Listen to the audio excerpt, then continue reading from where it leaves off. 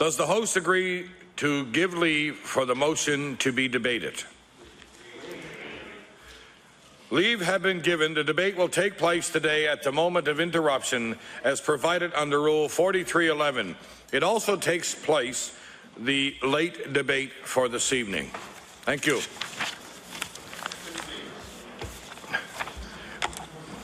Orders of the day now. It is oral questions put by members to ministers. The time is now 12:56.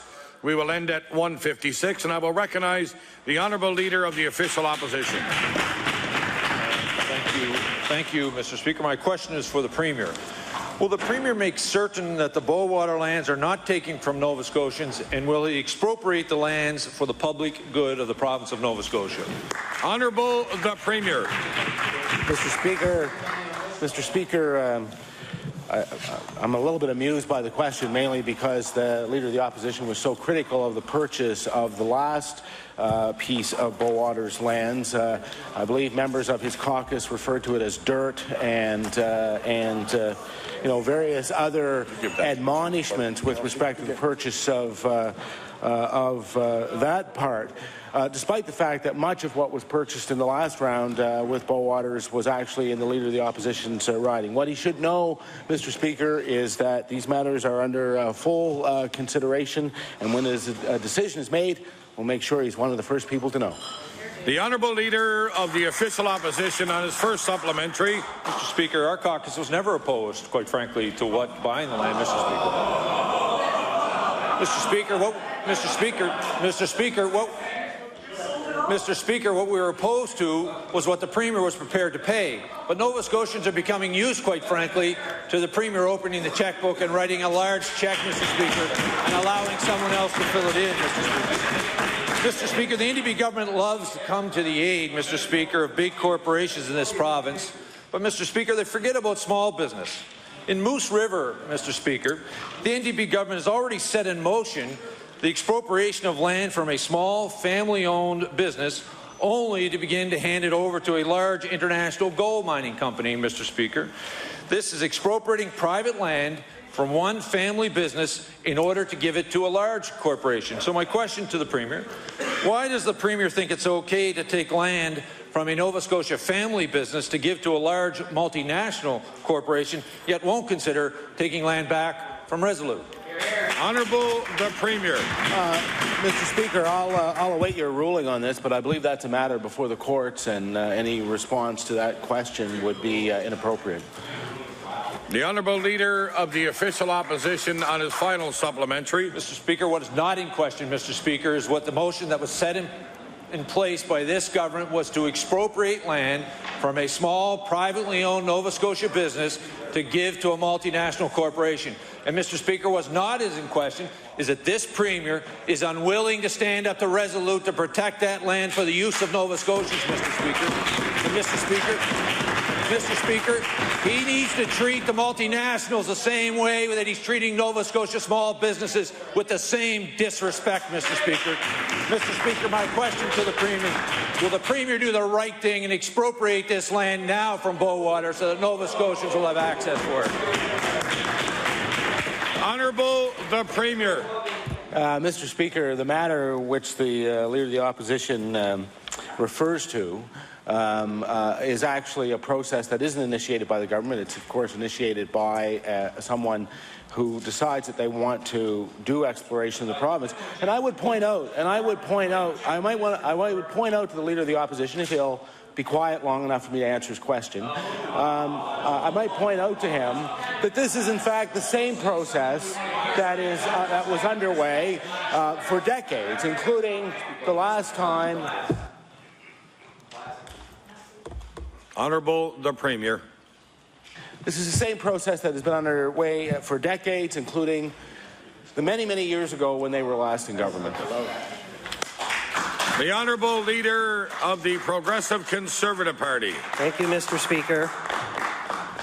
Mr. Speaker, as it turns out, the Premier's very first bill that he introduced into this House when he was in opposition was entitled An Act to Impose a Moratorium on Grants and Loans to Large Corporations until the Auditor General Auditor General completes a value for money audit. Mr. Speaker, in introducing the bill, and I will table the bill, by the way, for the purpose of the House. Mr. Speaker, in introducing the bill, the Premier says, and I quote from Hansard, that incentives offered have favoured large corporations. That was his complaint, Mr. Speaker. And he further complains in Hansard that there is not always good follow-up to go along and ensure that jobs are actually created. This is a problem, said the Premier as an opposition member, and I will table that for the benefit of the House. Mr. Speaker, this Premier is setting a record for corporate handouts, including the single largest forgivable loan in the history of Nova Scotia. His total to date is almost $600 million. My question for the Premier is this. Now that he's Premier, will he submit his own corporate loans and handouts to the Auditor General for a value-for-money audit? Honourable the Premier. Mr. Speaker, I very well remember this bill, and I remember at the time the Liberal government was, was staggering from one fiasco to another. There was Dynatech, Orenda Recep. There was a number of them, right, Mr. Speaker? And so there was a good reason for the bill at that time. Now, under what we think is a far superior system, in fact, the auditing of jobs is done in arrears to ensure that, in fact, the number of jobs that were promised are actually created. And other than that, all of the loans are on a commercial basis, which it actually specifies right in the bill. Honourable the Leader of the Progressive Conservative Party on his first supplementary. Mr. Speaker, I defy the Premier. In fact, I did read the bill, Mr. Speaker, and I defied the Premier to find a real bank or a real company that would lend money to any of the companies that he'd lend to and then write that loan off and not actually require the principal to be paid back. That is not a commercial basis. But, Mr. Speaker, the Premier described the bill in greater detail when he brought it to this House. He says, and I quote from Hansard directly, governments involved with loans and grant systems tend to be secretive about the details of the case. This is a problem, the Premier says. He further complained, Mr. Speaker, that when a government decides that $40 million is better spent on corporate welfare than for the welfare of the sick and injured, what is the offsetting value received that justifies the expenditure? Where is that, Darryl? Mr. Speaker, if the Premier is so confident in his own corporate welfare, then I'll ask him, in light of today's report that Feed Nova Scotia is running a record deficit because of the increased demand for their services, will he now submit his own corporate welfare deals to the Auditor General for a value-for-money review so that all Nova Scotians can see the answer for themselves? Honourable the Premier. Mr. Speaker, in fact, this government has lived up to exactly the letter of this bill, because what it was intended to do was to bring transparency, which you have. You have full transparency on this side of the government. And just to give you an example, the largest of these is a $300 million commercial loan to the Irving Shipbuilding Yard, which can only be forgiven if they reach job targets that would provide more than $2 billion in tax revenue, Mr. Speaker, and $2 billion, more than $2 billion in tax revenue to the province, which can go to provide services to exactly the people that the Leader of the Conservative Party is referring to. The Honourable Leader of the Progressive Conservative Party on his final supplementary. Mr. Speaker, if that is a commercial loan, then why didn't the Irving Group go to the Bank of Nova Scotia to get the loan instead of the government of Nova Scotia led by that Premier? That's what a value-for-money audit would tell all the people of Nova Scotia. Of course, Mr. Speaker, During a debate on the Premier's bill, who was then in opposition, the Premier described the Liberal government of the day as, quote, this healthcare-wrecking, truth-twisting, service-smashing, tax-raising, privatizing government.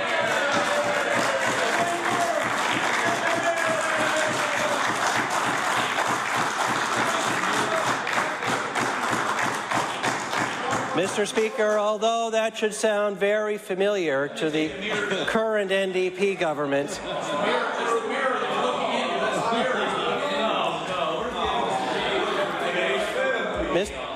Mr. Speaker, although the government may want to look in the mirror, Mr. Speaker, before they clap at that description, it may explain why, perhaps, speaking for the Liberals, the member for Cape Breton South, both then and today, called the idea of a value for money audit of corporate giveaways, and I quote directly, a ridiculous bill, and I will table that for the benefit of the House. So, Mr. Speaker, my question, why won't the Premier call on the Auditor General to do a value for money audit of his $590 million worth of corporate giveaways? Honourable the Premier. I'm sorry, Mr. Speaker, because of the noise in the chamber, I actually couldn't hear the quote that the Leader of the Conservative Party had. I wonder if I could get him to read it again. The Honourable Member for Dartmouth East. Thank you, Mr. Speaker. Since the Premier just mentioned that his government is all about full transparency, will the Premier release the details of the proposed purchase of the Resolute lands for the House of Assembly to examine and debate? Hear, hear. Honourable the Premier. Mr. Speaker, as you would know, and perhaps just due to the member's inexperience, wouldn't know that in any kind of an agreement, a commercial agreement or otherwise, nothing is agreed until everything is agreed, and since everything is not agreed, there is no agreement. The Honourable Member for Dartmouth East on his first supplementary.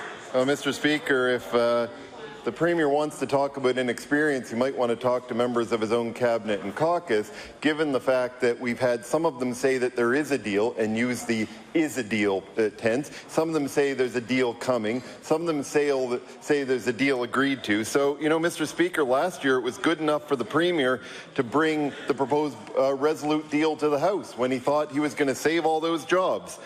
But now this new deal to buy the lands from Resolute, or maybe buy the lands, or maybe there is a deal, maybe there isn't, seems to be shrouded in secret. So my question for the Premier is, why was last year's deal so important to bring to the House, but this one appears not to be? Honourable the Premier. Mr. Speaker, when we brought forward the legislation in the last House, there was in fact a fully completed and understood agreement, and all the elements were signed off on. So, Mr. Speaker, as I said to the Leader of the Opposition, I'll repeat it for the member for Dartmouth East, which is simply this. Once the matter is resolved to our satisfaction, then we'll be happy to provide them with the information they require. The Honourable Member for Dartmouth East on his final supplementary. Well, Mr. Speaker, based on the Premier's comments, I'm sure that he can understand why Nova Scotians might be troubled that the member for Queens would have brought forward a motion asking the legislature to endorse and talk about how wonderful the deal is, when the Premier now says, well, there really isn't a deal finished. So, Mr. Speaker, is the Premier simply unwilling to have this purchase or potential purchase or possible purchase brought forward for debate in the House because he knows that he will be paying millions more than is necessary to Resolute to purchase this land? Honourable the Premier.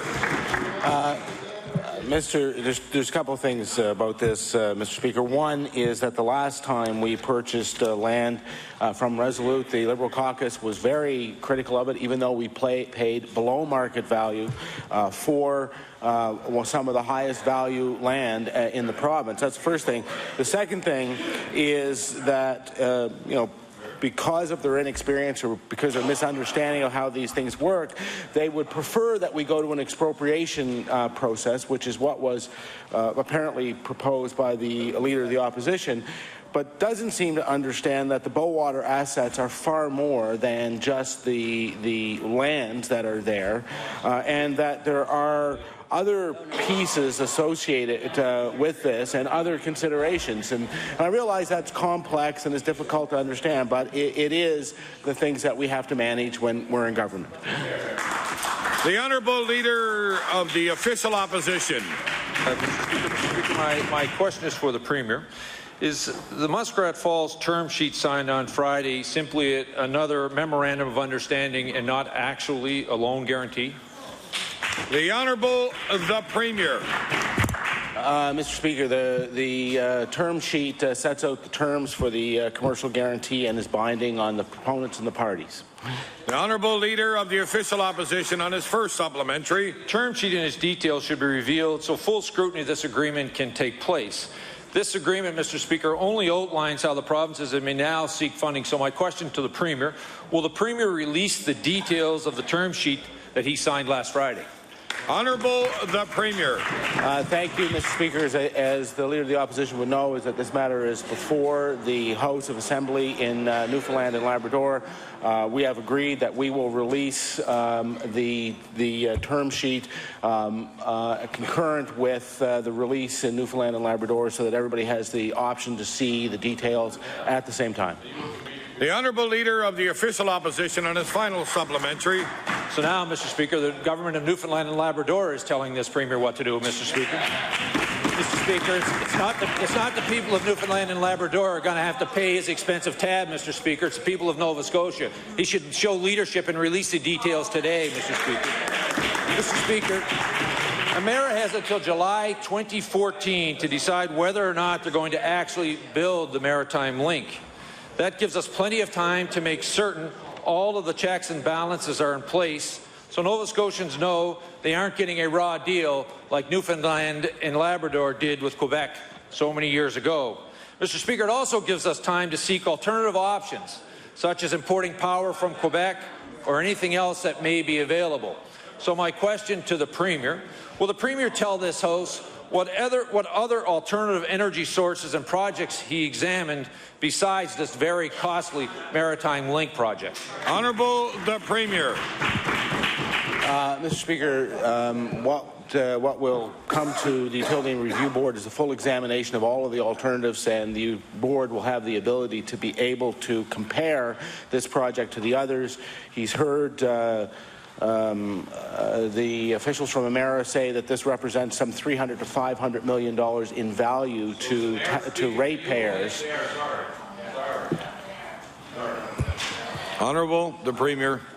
Mr. Speaker, so the unfortunate thing, and I understand that it's difficult when you don't have experience in this area, but the reality is that the purpose of the loan guarantee is to provide the best possible rate of financing for the project and therefore to reduce the cost to the ratepayer. So that is what it does. It reduces by almost $100 million the cost to ratepayers, which therefore is a benefit to all families in this province. And frankly, we thank the federal government for their participation in this very important project.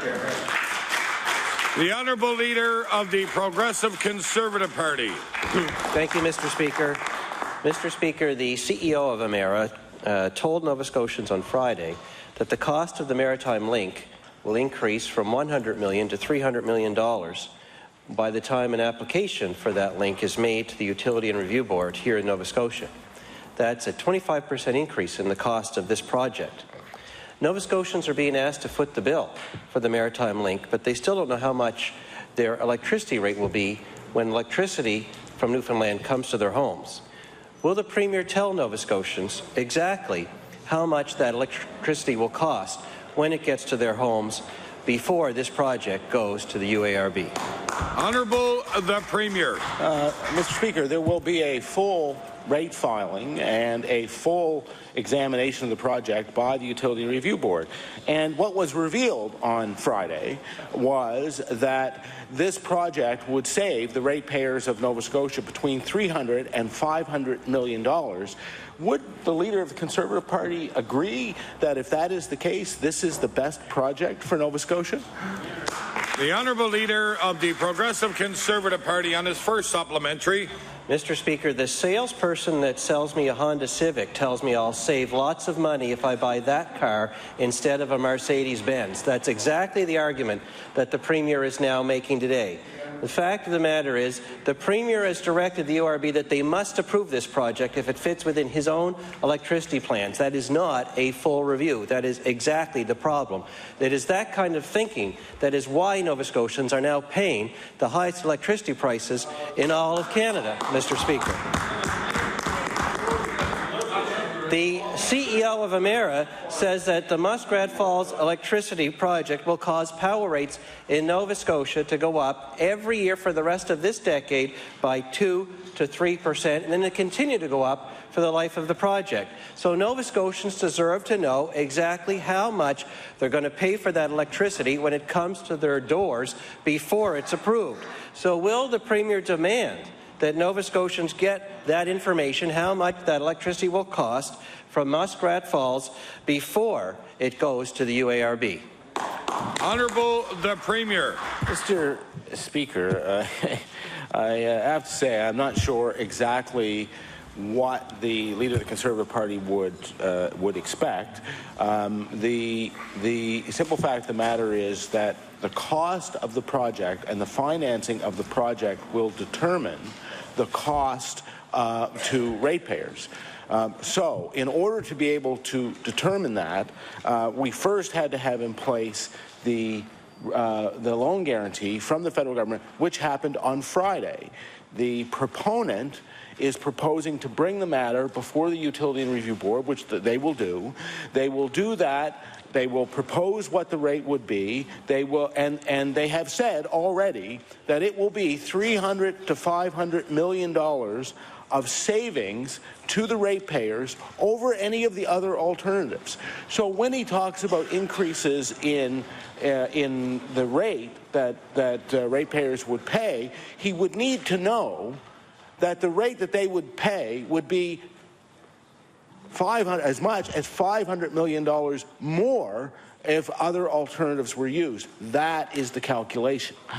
The Honourable Leader of the Progressive Conservative Party on his final supplementary.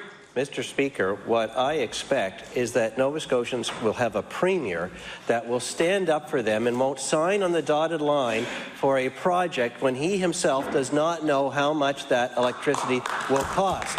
That's what we expect over on this side of the House. Nova Scotia now has the highest power rates in all of Canada. We have the highest taxes in all of Canada, and 7,400 full-time jobs have been lost as a result. Now the Premier is already committed to a mega project that's going to drive our rates higher each and every year for the rest of this decade. That is the NDP record, Mr. Speaker. So I'll ask a simple question. If the Premier is so confident, why won't he allow for a full and complete and independent and public review of the Muskrat Falls project compared to all of the other alternatives so Nova Scotians can see for themselves before the project is approved?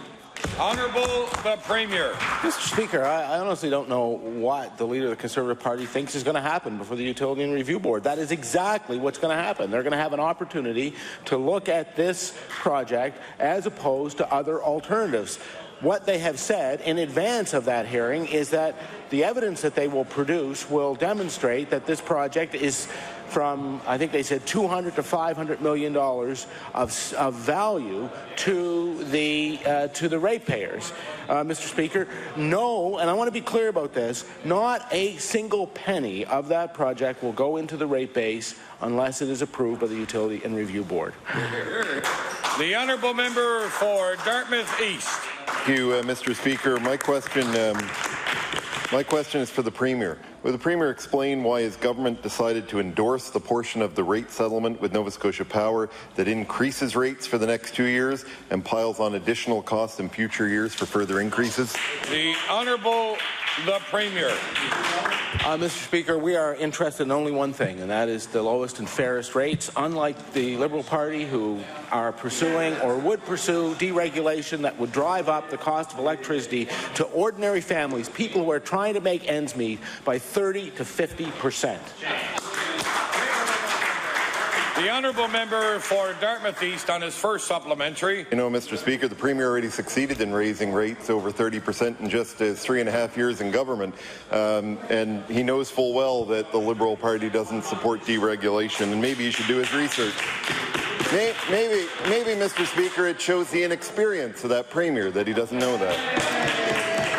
You know, Mr. Speaker, the submission from the government, from his government, clearly favors the settlement agreement. The November 22nd filing by the Department of Energy talks about the position of the minister and the government and says, quote, the settlement agreement has been executed by representatives of almost all of NSPI's classes and customers, and therefore we respectfully suggest warrants serious consideration. From the Department of Energy's perspective, there are many positive aspects to the proposed settlement agreement.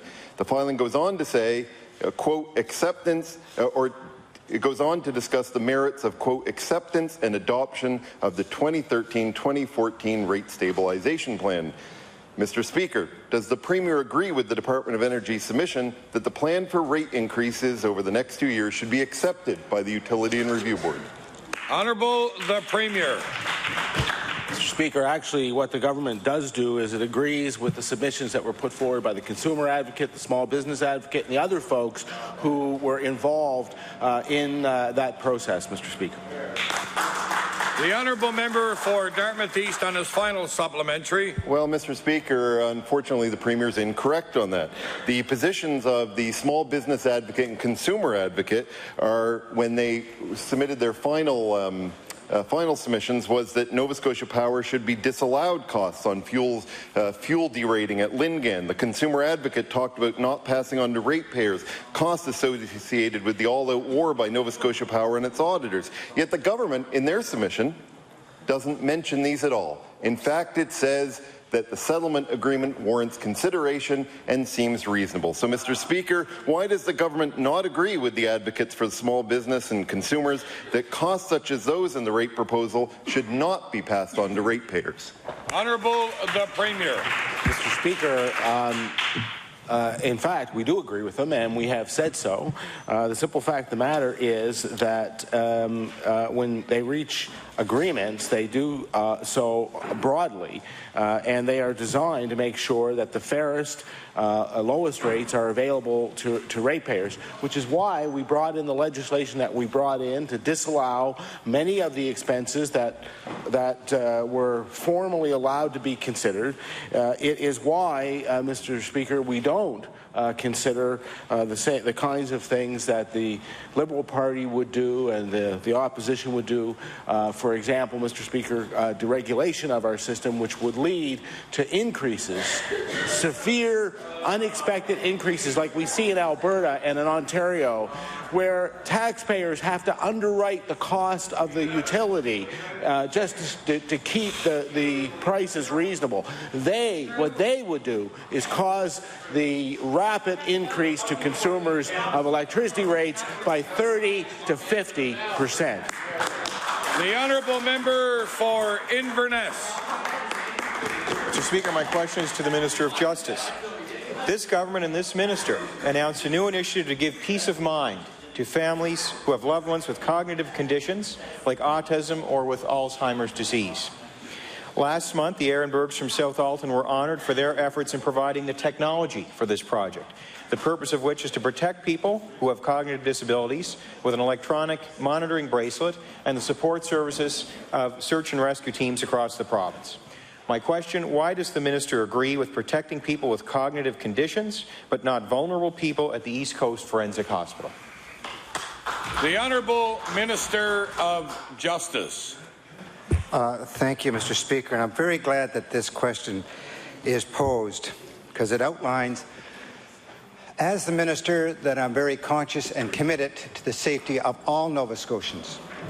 That I'm also aware that there's a separation between the courts and the healthcare system. And that when it comes to the bracelets for somebody with autism and stuff, or Alzheimer's, is that it's been clearly demonstrated by the health profession that that's a safe process in that area. We also know from the law enforcement community to be able to respond and address that issue that it's there. To separate to someone that has a mental health issue and is under the care of medical personnel, and I repeat my point, on be like the Conservatives that believe that mental health is a crime, I see it as an illness, and that the difference is that you need health professions. And there's also significant information out there that shows that somebody that's being treated under the mental health area, that the bracelets of that nature can cause further harm or restrict their development. So I leave my trust in the health professionals and into the people that manage our correctional facilities and believe in their good work and expertise.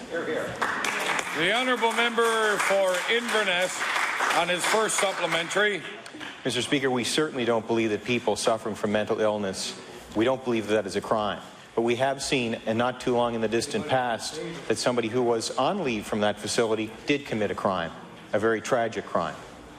So, Mr. Speaker, let me move on. A Truro woman was violently assaulted and kidnapped this spring and says she can't believe that a man accused of attacking her is now free on bail. She said her offender doesn't have to wear an ankle monitoring bracelet and only has to check with police by phone once a week. Upon his release on bail, she talked about how she was unsure whether or not he would abide by the conditions of his bail. And she also said this. She said, "My heart just sank. All those feelings of relief and peace of mind that I had were just wiped away and replaced with the same feelings again of fear, frustration, and all those things I was feeling before he was caught." And I will table that, Mr. Speaker. So my question, the minister refuses to protect public safety when it comes to vulnerable people at the East Coast Forensic Hospital, but does the minister agree that protecting this woman's safety should be a priority? The Honourable Minister of Justice. Thank you, Mr. Speaker, and I certainly want to pass out to anyone in this province that is experiencing fear or frustration at any time that our job and responsibility within justice to ensure that each Nova Scotian is safe, and the staff and the people that work within corrections. In fact, yesterday I had the pleasure of giving out awards to people that work within the correctional service for 40 years, 35 years, 25 years, and I couldn't help, and I made expression about the commitment and the professionalism of all these individuals to work diligently to ensure that the public is safe. For the area that you mentioned, the Truro area, I have the utmost confidence in the Chief of Police and the police officers within the Truro, also within the RCMP for the Bible Hill area, and that they work very hard to make sure that everyone is safe. So I have confidence in them. I also respect, and I should point out that the Conservatives, that this legislature does not police the province or tell the courts what to do, unlike messages that I get from the opposition there, that we should be dictating to the courts of the decisions that they make. The honourable member for Inverness on his final supplementary. Mr. Speaker, we have confidence in our province's law enforcement as well, but we also believe in giving them the tools to do their job. Mr. Speaker, we, like many people in our province, believe these technologies are tremendously important for protecting vulnerable people. The same standard should apply to protect safety, whether it is patients on unescorted leave from the East Coast Forensic Hospital or for offenders who are out on bail with a high risk to reoffend. Mr. Speaker, will the minister stop creating a double standard when it comes to public safety and provide electronic monitoring for people on unescorted leaves from the East Coast Forensic Hospital and reinstate the program he cancelled to put electronic monitoring bracelets on high-risk people out on bail? Honourable the Minister of Justice. Well, I should really point out to the member, and I thank him for the question, we haven't cut out any program. The bracelets are still there. But once again, it goes down to the difference between this government and his government. His government believes that anyone that's accused or anywhere involved in the court process, that we slap a bracelet on it, drive up the cost, and assume people are guilty before the courts have determined. If someone is determined by the court that they're a risk to society, they will make the decision and put it over to probation services to allow them to weigh and measure that. That's what the process is there. But I do understand the Conservative ideology. Build jails, fill them with good people. The honourable member for Clare. Thank you, Mr. Speaker. Mr. Speaker, my question is for the Minister of Transportation and Infrastructure Renewal. With winter here, Mr. Speaker, the maintenance of our highways is the chief concern for many travellers. Recently, our office has been notified that certain areas in our province are getting cutbacks to staff and infrastructure for winter snow removal. So my first question to the Minister, has the Minister given any directives to reduce winter snow removal staff and maintenance in certain areas of our province? The Honourable Minister of Transportation, Infrastructure Renewal. Thank you, Mr. Speaker, and I thank my friend opposite for the question. I can assure him and all members of this House and indeed the population of Nova Scotia that the Department of Transportation and Infrastructure will maintain the roads in Nova Scotia throughout this winter to the best of their ability. There will not be any areas that are going to get less service than others. We will maintain the roads in an effective way, in a safe way. The people that do our plowing, do our sanding, do our salting are also members of the public, and they take the greatest care that they can because their families too are on these roads. So to my friend opposite, I'll say I don't think he should worry at all about the safety of Nova Scotia this winter. It's in good hands. Thank you. The honourable member for Clare on his first supplementary. Well, Mr. Speaker, one area of the province where we've heard staff is being reduced and not being called back, and winter snow removal will be more difficult, is in Guysborough County. So my question to the Minister, has the Minister reduced snow removal staff in Guysborough County? The Honourable Minister of Transportation, Infrastructure Renewal. Again, thank you, Mr. Speaker, and again for the question I give thanks. I'm going to again reiterate this to the member opposite and to assure Nova Scotians, Guysborough is as much a part of Nova Scotia as any other part of the province. We are going to look after Guysborough. Guysborough will be in good hands, and no, there's not going to be any reduction in service in that particular area or any other area. What we have done is we have looked at service across the province, made some adjustments in terms of realignment of pieces of equipment and that kind of thing. But that will not in any way reduce the ability for us to maintain the roads in a safe manner. Thank you. The honourable member for Clare on his final supplementary. Mr. Speaker, the maintenance and safety of our highways during the winter months is of the utmost importance. If the Minister has a planned reduction of winter road maintenance and snow removal, he has the duty to tell the people, Mr. Speaker. So my final question to the Minister, does the Minister commit to this House that his department will not be reducing staff in winter road maintenance and budgets will remain the same to make certain our highways are safe and motorists can travel them without concerns? The Honourable Minister of Transportation, Infrastructure Renewal. Thank you, Mr. Speaker. Again, to my friend opposite, I want to assure him, because he seems to be somehow concerned unduly about this issue. The changes that we've made have been made, in fact, to enhance safety. We have made some adjustments in routes, for instance, that just to give an example, if one plow was traveling 30 kilometers to do its route and another was traveling 15, we made adjustments so that each of those plows would be doing an equal area of service across the province. So effectively, we've rejigged some of the routes and the roads, but nothing has, in doing that, nothing has been done to decrease safety. And indeed, I would argue that those adjustments we made would improve safety. Thank you. The honourable member for Cape Breton North. Mr. Speaker, recent news that 6 long-serving members of the Mental Health and Addiction Services team in the Cape Breton District Health Authority have been relieved of their duties has many concerned. The councillor attendants, with a combined 95 years of valuable experience, treated and supported patients with substance abuse issues. They were replaced by others. Mr. Speaker, we just heard the Minister of Justice talk about him relying on the good advice of the healthcare people. With their experience, many are concerned that these replacements will not have the time or the same experience to provide the necessary level of care and attention to their patients. Mr. Speaker, my question to you is to the Minister of Health and Wellness. Does the Health Minister agree with removing these individuals and tossing 95 years' experience in dealing with substance abuse issues out the window? The Honourable Minister of Health and Wellness. Thank you, Mr. Speaker. No question, the issue of mental health and addiction services here in Nova Scotia is an important one. That's why, as a government, when we took over in 2009, we did consultation throughout the province to try to figure out some of the services and improvements that we needed to make within the healthcare system here in Nova Scotia, especially for mental health and addiction.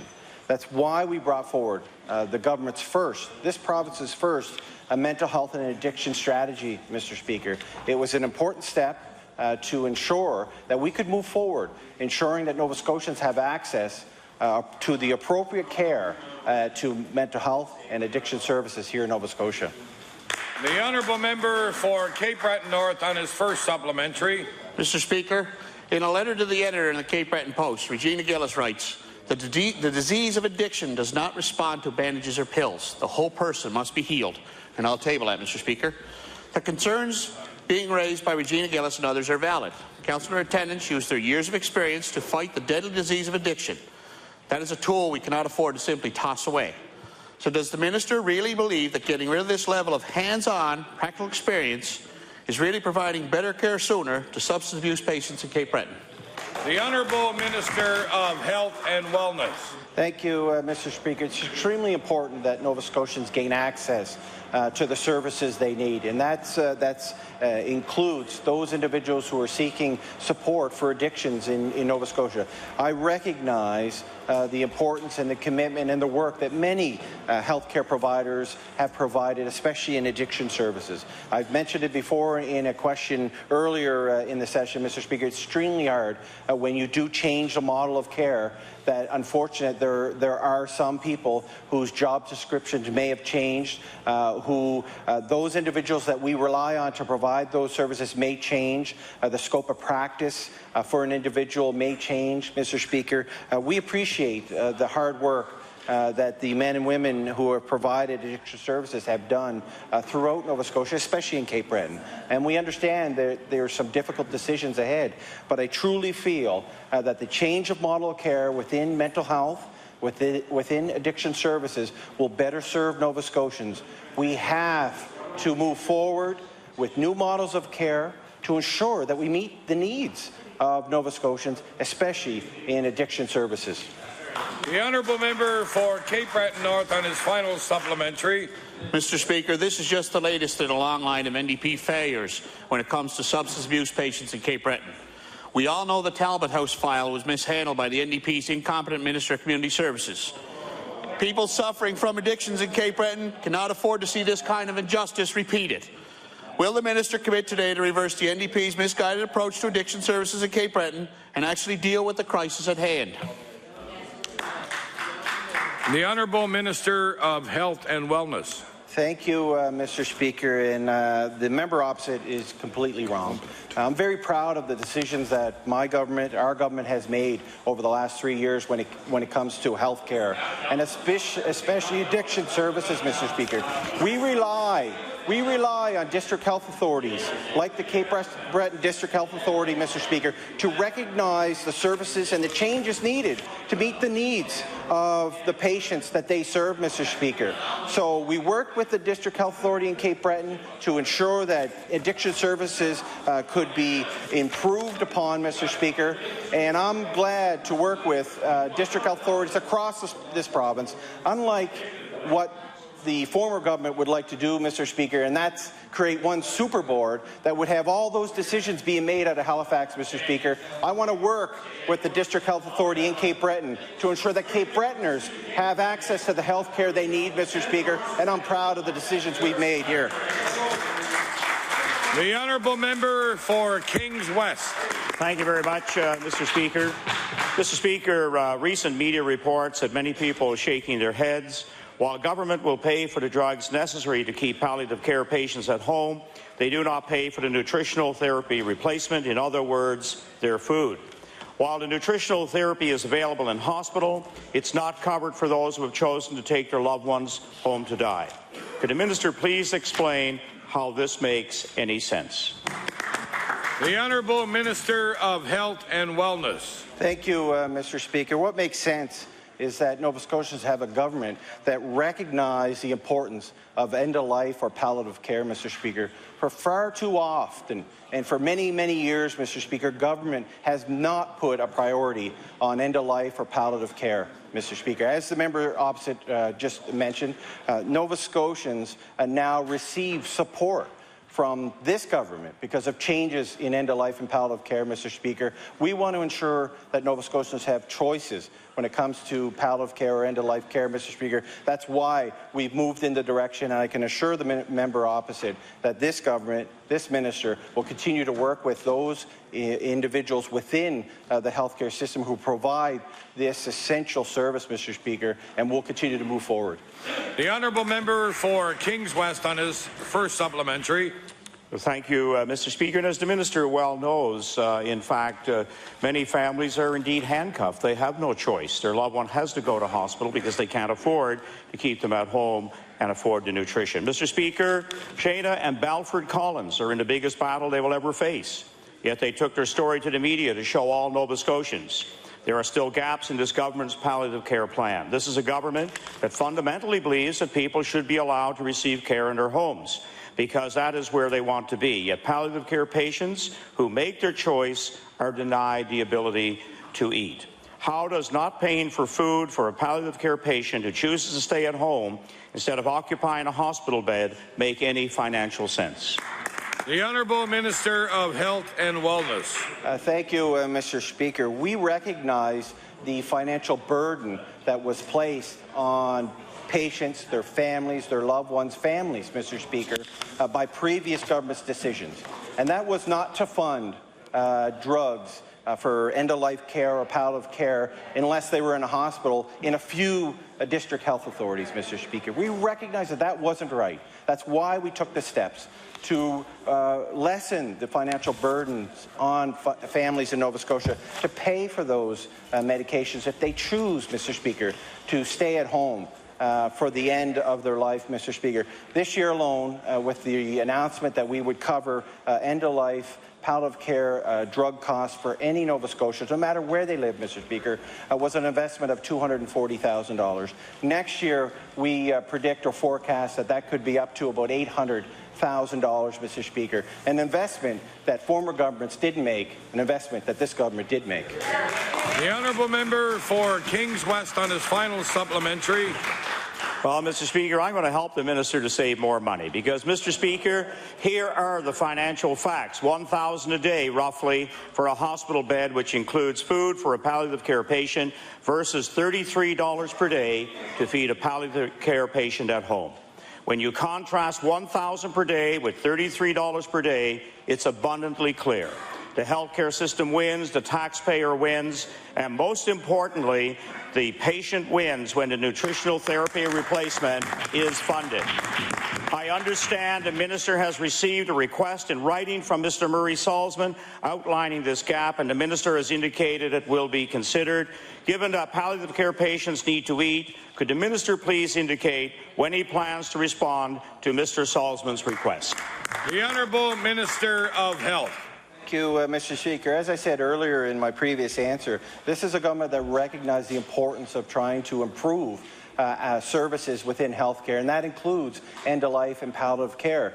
Often, it's a subject that not a lot of us want to talk about or deal with, but we all recognize that eventually we have to deal with palliative care or end-of-life care. That's why we're going to continue to work within the healthcare system, Mr. Speaker. That's why we're going to continue to work within reality and the financial reality of the province.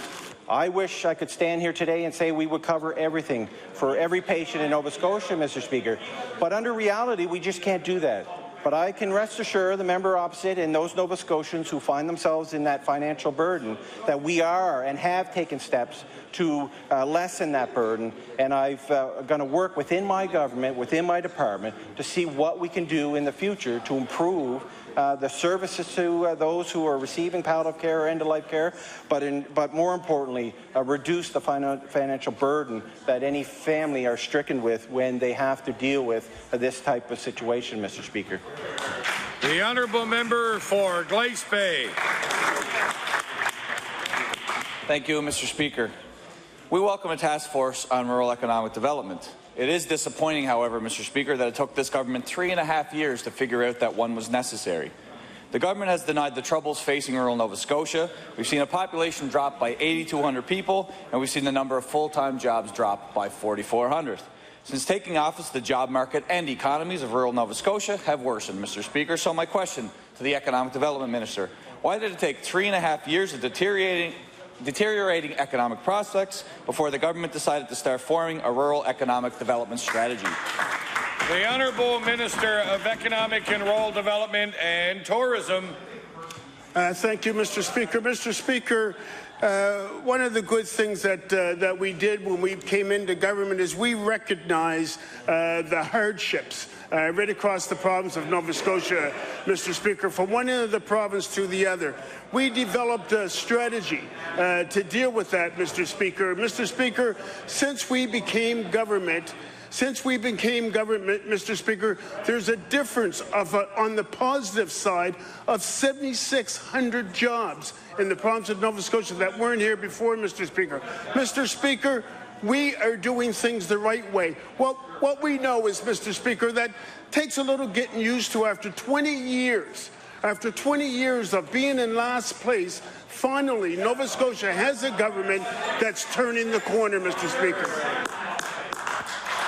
The honourable member for Glace Bay on his first supplementary. Mr. Speaker, the Premier and the Economic Development Minister have continually touted jobs here as the plan to save rural Nova Scotia.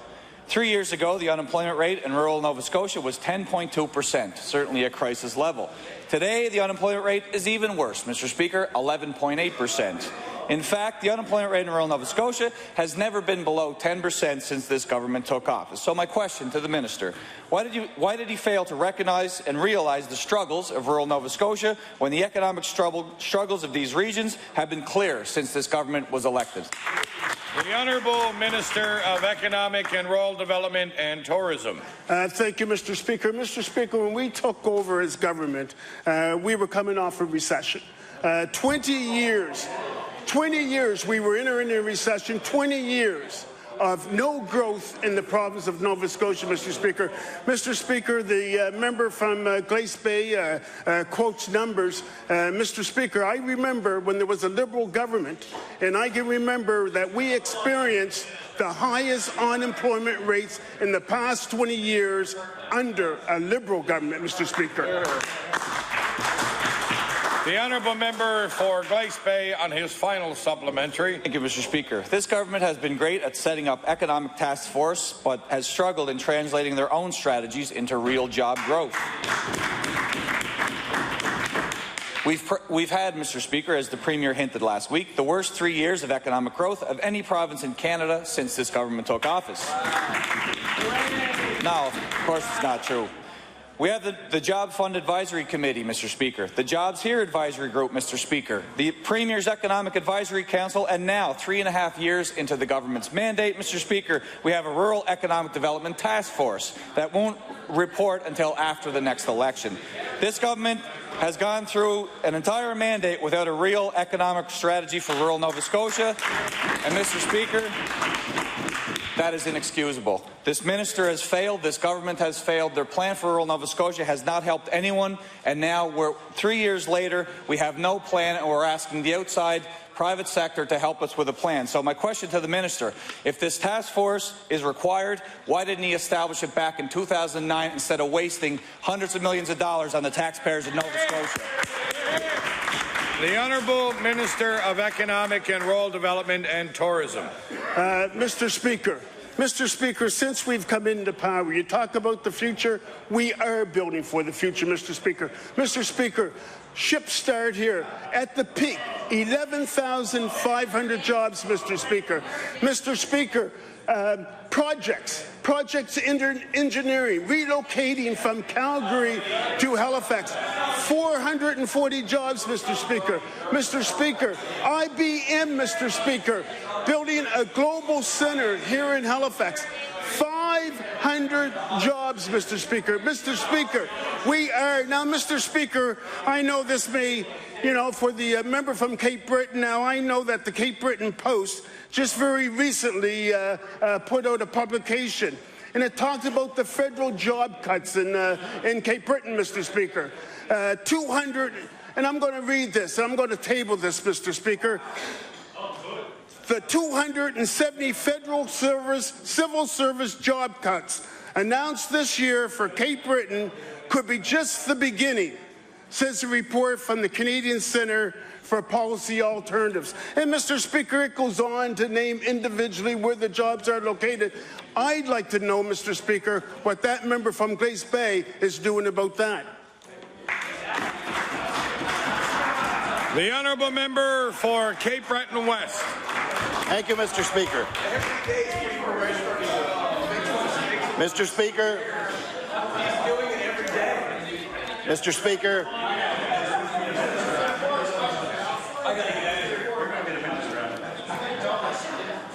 Mr. Speaker, my question to you, through you today, is to the Minister of Community Services. Today it was reported that Feed Nova Scotia is struggling with a $270,000 deficit. The deficit has tripled in size in only 1 year. Executive Director Diane Swimner explained that higher costs were the primary reason for the ballooning deficit. She said, and I quote, "Costs are up for everything from fuel for transporting the fuel to electricity," and I will table that quote, Mr. Speaker. The Hungry Count survey showed cost of living as the greatest influence on the people who've needed food banks in the past year. So my question to the Minister is this. Government policies are to blame. Will the Minister urge her Cabinet colleagues to reverse their expensive policies? The Honourable Minister of Community Services. Thank you, Mr. Speaker.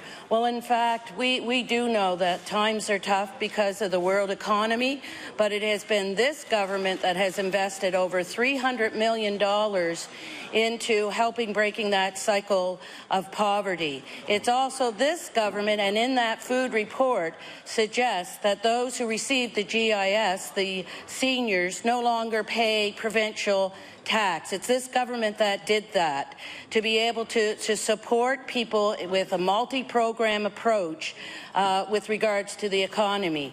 It's this government that has increased the child tax benefit by 22%.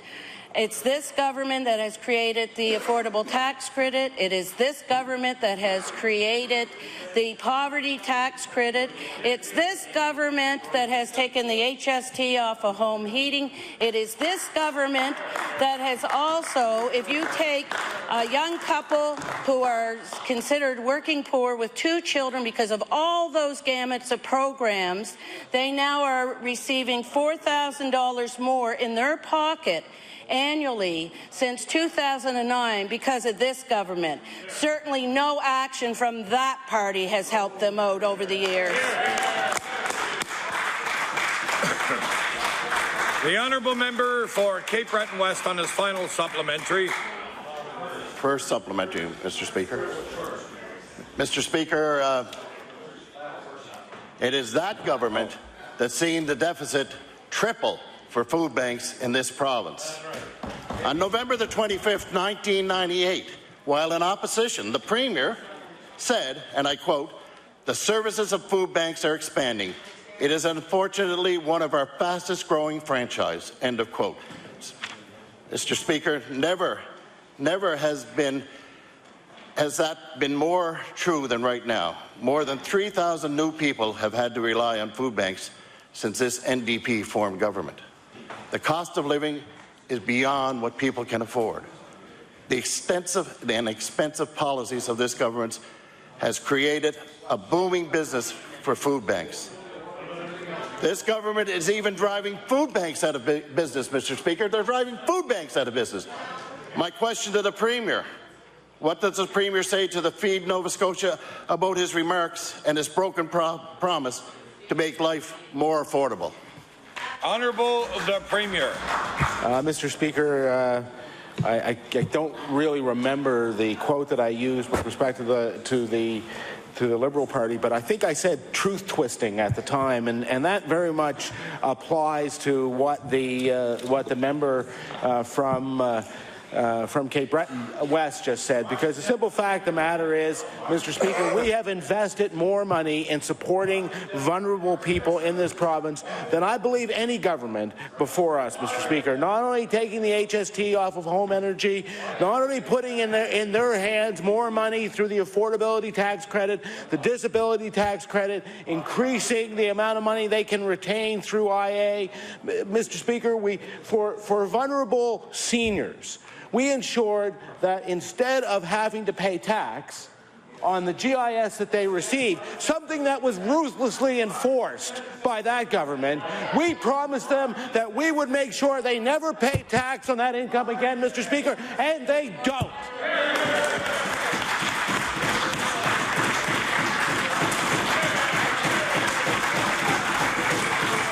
The Honourable Member for Cape Breton West. Mr. Speaker. Order. The Honourable Member for Cape Breton West has the floor. Ms. Swimmer has said, do not give Feed Nova Scotia money. Instead, we should ask ourselves what is needed to make a difference in the lives of the people we're serving. She said, put the money there. And that's a quote, and I'll table that. Mr. Order, Speaker, will please order. The time allotted for oral questions put by members has expired. I will now recognize the Honourable Member for Argyle in an introduction. Merci beaucoup, Monsieur le Président. Mr. Speaker, I'd like to recognize a couple of people in the West Gallery. I'll always frig that one up. Two people that have joined us from my constituency, representatives of the Conseil acadien provincial de la Nouvelle-Écosse, the Acadian group in Argyle. They're Mr. Norbert Leblanc and Mr. Clyde de Viller. I'm glad that they're here to see the proceedings of the House, and I want to give them the warm welcome. Welcome all our guests to the gallery and hope they enjoy this afternoon's proceedings. I will now recognize the Honourable Government House Leader. Thank you, Mr. Speaker. Mr. Speaker, could you please call government bills for second reading? Government bills for second reading. The Honourable Government House Leader. Thank you.